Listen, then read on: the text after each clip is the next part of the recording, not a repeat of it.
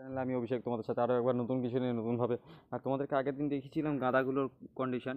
তো আজকে আমার গাঁদা 60% ব্লুম করেছে। তো সেই কন্ডিশনে দেখো গাঁদা দাঁড়িয়ে আছে। এগুলো গোল্ড কয়েন, এই চারটে আমার গোল্ড কয়েন। আর এগুলো হচ্ছে সাদা গাঁদা।